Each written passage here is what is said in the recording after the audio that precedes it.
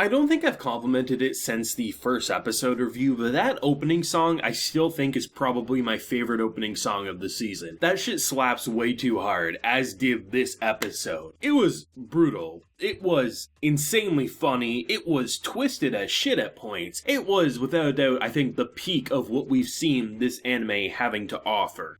And I have to say, it is nice to have someone like Makoto being our lead character here, because I really wasn't sure exactly what we were going to get out of him walking in, and even if you were to ask me over the past few episodes where he would go, it was hard to put my opinion on it which direction. Would he be that type of like pushover character, a total badass, someone who gets flustered real easy, right? You know, you kind of have those generic kind of cliche formulas of a character. I've liked him over the past 3, but I think it was this episode that really sold me on what his personality would be, and that's his own character. And I really appreciate that, because I think the end of the episode is probably the best indicator of where he's at and what type of persona we're going to be following for the remainder of this season. He's someone who, when he sees a lost child crying, he's going to be a genuine good guy. He's not someone who's going to take advantage of said child. He's not someone who looks at a pretty girl and doesn't know how to talk to them. He's a pretty average Joe, which immediately makes him relatable and someone you kind of want to root for, which the first episode did a great job,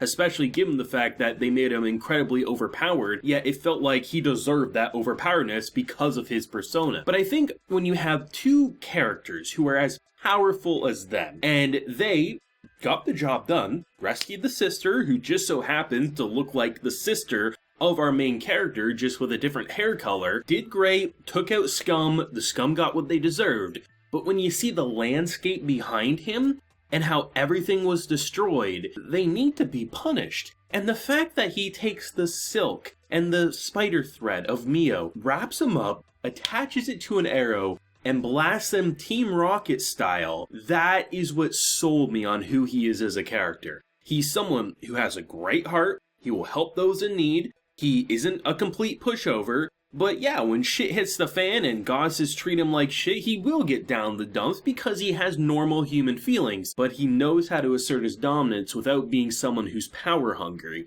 He kind of has hit the perfect note of having a bit of every type of isekai character, without going too far into either category, and just being an average Joe thrown into a supernatural setting, was dealt some pretty shit hands in his original world, shit hands in his goddess world, now is just kind of going with the flow, but is a really rootable character. Honestly, I might go as far to say one of the most easy to relate and easy to root for main characters in an isekai setting. And I'm not sure if I'm the only one feeling that, but I'm really impressed with his character. I think the way he handled the little sister there, I think is probably one of the best indicators, because I thought one of two things was going to happen. He'd be easily swayed by this girl, never seeing through the bullshit. I mean, after last week's end of the episode, it was pretty clear she was going to betray. It was just a matter, was she willingly a horrible person, or was she being held prisoner to be a horrible person? And I'm glad they went with option B there. And the fact that he immediately saw through it and was able to realize, and he uses his detective skills.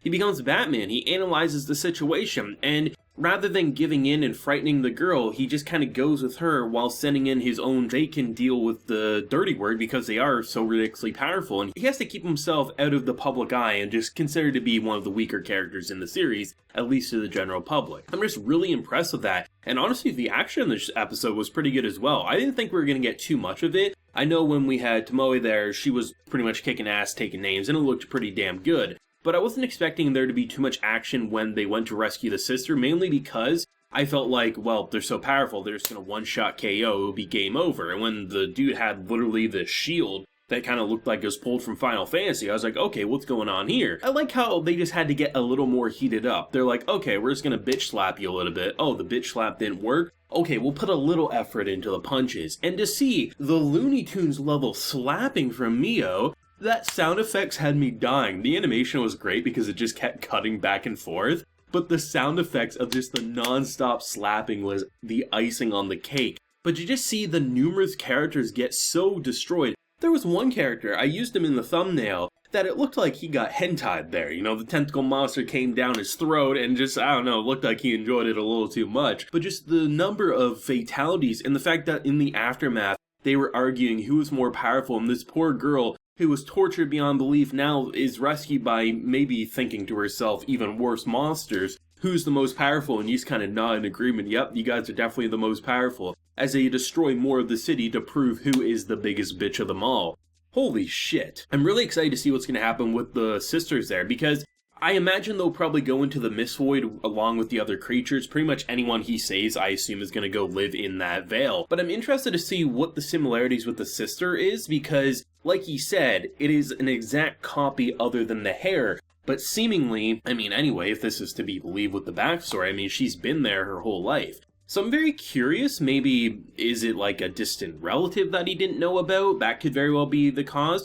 Or is there some form of weird magical, spiritual split carbon copy? Who knows, right? But it's going to be interesting because I was really kind of shocked when the picture got brought up and our boy was like, that looks exactly like my sister. I was like, wait, how can that be? But anything's possible with a show like this. Honestly, Tsukimichi has no right to be this good, mainly because, like, even if the source material is great, I never expected this production to be this good, and I feel like I keep saying that every video, but it's hard not to be impressed because there's this style to it that it really does feel like an early 90s Isekai style series. Like, that's the best way to put it. It feels like you're watching something like, I don't know, Dot Hack, right? It kind of has like that gritty feel, something like that, but it's modernized. She had like those Konosuba animation influences, but it feels almost like the best remaster of a 90s series that you could possibly hope for. So it doesn't feel immediately comparable to other isekais visually airing in the same season. And it's really interesting because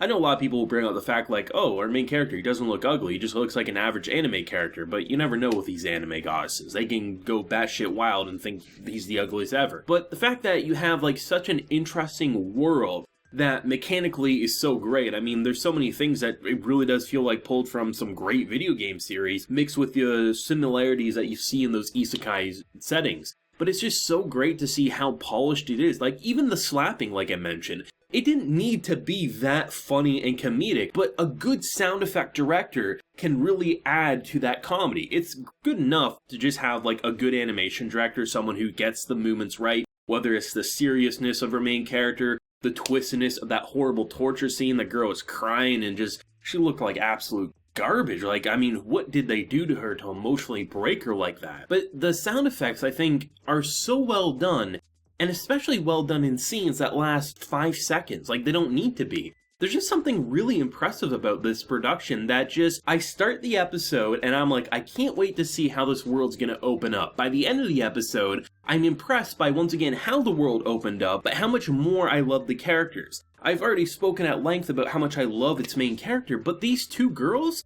I have to say, both vastly different. Of course, they're both competing for their master's attention, but you can't really look at Mia or Tomoe and say, you know what? They really feel like this character, or they're too similar to one another, or they're just two characters that are hot and powerful. They don't really have a personality. The samurai love and just the kind of like otaku craze versus the kind of hardened badass, but, you know, kind of feels like she might want to hurt you for pleasure. Like, there's so many different little quirks about them that it really feels like the characters are characters rather than a trope to just be seen and copied from other series. It's just so good, and I'm very excited for more. Let me know your thoughts and feelings. What do you think about the sister? If you haven't read the source material, leave a like if you enjoyed, and subscribe if you're new around here. So until next time, everyone, please take care and have a good one.